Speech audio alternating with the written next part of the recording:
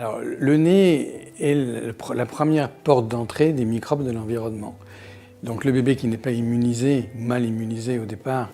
va découvrir tous ces virus de l'air ambiant. Ces virus rentrent par le nez, s'accrochent sur la muqueuse du nez et entraînent une réaction inflammatoire puisque la muqueuse va essayer de se défendre contre ces virus et donc va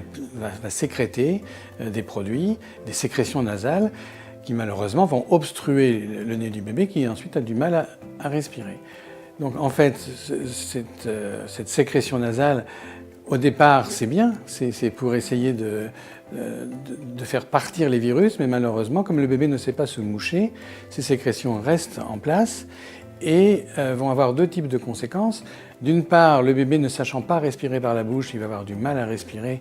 et donc il va être gêné, il ne peut pas manger et respirer en même temps, donc il va être gêné pour manger. Et puis deuxièmement, cette congestion, cette inflammation nasale va se propager, d'une part au niveau des trompes de Stach qui sont juste à l'arrière du nez, et donc l'inflammation va partir par les trompes de Stach dans la caisse du tympan et ça va être une cause d'otite. Et puis le deuxième risque, c'est que cette congestion nasale va descendre le long des voies respiratoires, dans le pharynx, le larynx, la trachée, les bronches et les bronchioles. Et souvent, très souvent, les bébés commencent par un rhume et en 2-3 jours, ça descendu sur leurs bronchioles et on a des bronchiolites qui arrivent surtout en hiver, mais qui sont extrêmement gênantes et souvent récidivantes.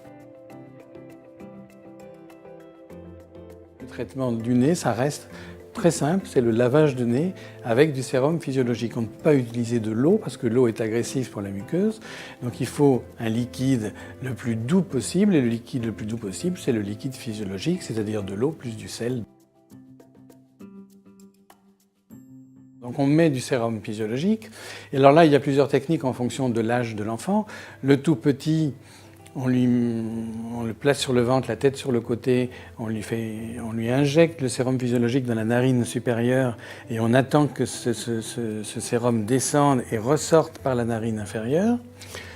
Et puis ensuite, on tourne la tête de côté pour faire l'autre narine. Lorsque l'enfant est un peu plus grand, on peut se servir de dispositifs d'aspiration, dont il existe plusieurs modèles, mais l'un des plus simples, c'est un appareil à aspiration buccale, c'est-à-dire que la maman va mettre le sérum physiologique dans une narine, va boucher l'autre narine pour empêcher le transfert d'air, et va aspirer avec sa propre bouche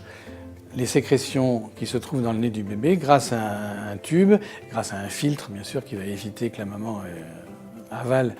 les sécrétions un petit peu sales du bébé, et en aspirant va en retirer le sérum physiologique et les sécrétions nasales et donc va libérer le nez du bébé. Et il faut répéter ce geste que les bébés n'aiment pas, hein, je vous le dis tout de suite, le bébé il n'est pas content,